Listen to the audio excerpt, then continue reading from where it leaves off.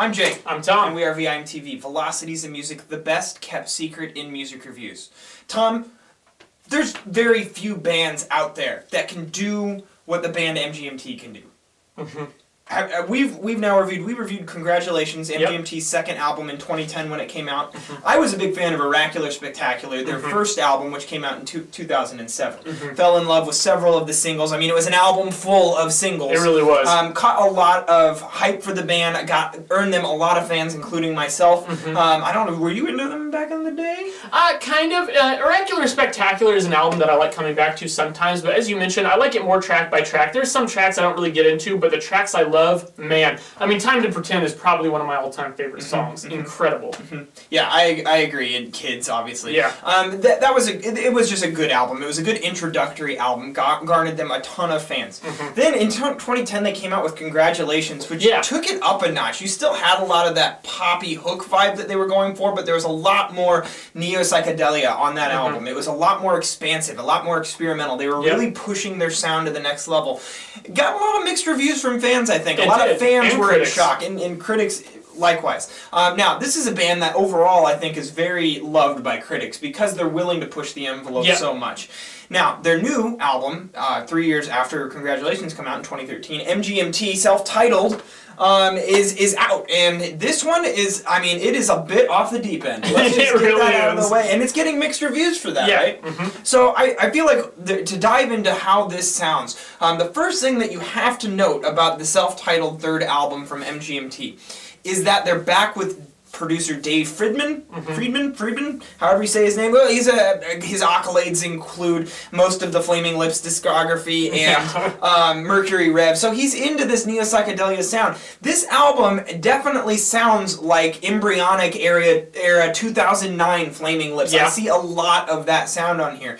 But Tom, what was your take on MGMT's sound? How did they shift on this third record? Well, I think to talk about that shift, it is important to talk a little bit more about the shift from Oracular Spectacular to Congratulations, because I think, and looking back, Congratulations was an album we rated quite above kind of what the median was of what people were mostly thinking of the album. A lot of people were disappointed, and I think it's because they moved from those really sharply polished kind of dance sounds like songs like Electric Feel, and they went into like this Beach Boys kind of lo-fi recording quality. But with crazy song and lots of effects, lots of psychedelic stuff like that. Now going into this one, they even make it a little bit more electronic, but it's even crazier. Right. It's even messier. Which at first put me off. Yeah. And I mean, I think that's only going to be natural to anyone who listens to this for the first time. There's a lot of stuff going on most of these tracks. Oh, totally. And it's hard to dig through that. You really have to like scrape off the grime of how they're presenting it.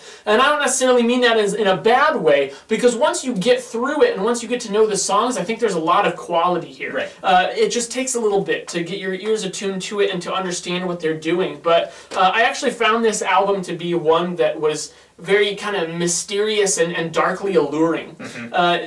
It has darker moods to it. It really does. I mean, all of the pop hooks that you heard on Oracular Spectacular and were still kind of present on Congratulations, those have just been thrown out the window.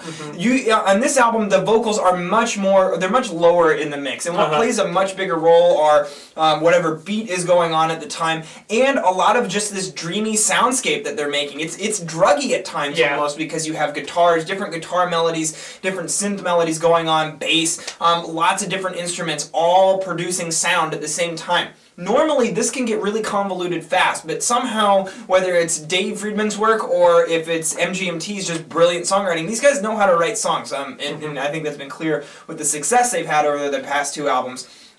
On this album, the songwriting is still pretty solid. I would say that I never felt like this truly went overboard to the point that I couldn't follow along. It did take a lot of work on my part to dig at it, to understand how they were composing these songs, because these songs don't follow, I'd say hard pop structure of verse, chorus, which is something I appreciate. Yeah. It definitely has like a building effect over time, and I think that, pulling out whatever hooks that make it memorable is something that requires work, honestly. You have to You do have to chew your own food a bit. That's a really good way to put it, I'd say, because if you just listen to this once or twice and slough it off as them being self-indulgent and just trying to be weird, as it's commonly put, I really think that you're doing yourself a disservice, because it's so much trancier. Yeah, and there's so much more to it than that. Now, if you still listen to it a lot, give it a few listens, and you still find that none of the songwriting is really sticking with you, I can understand that, especially if you were very partial to some of their earlier work.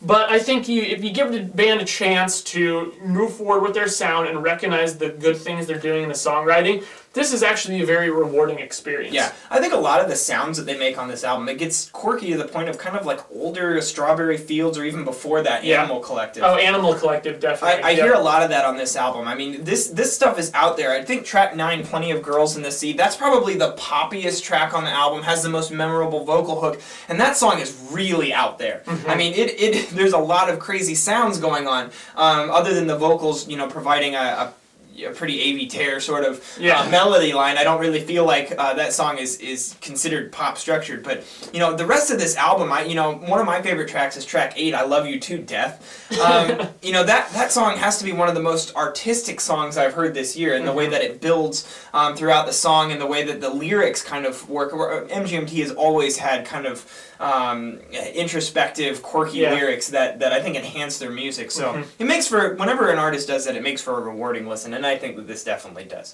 This will not be everyone's cup of tea. No. However, it struck a chord with me, and I couldn't put it down.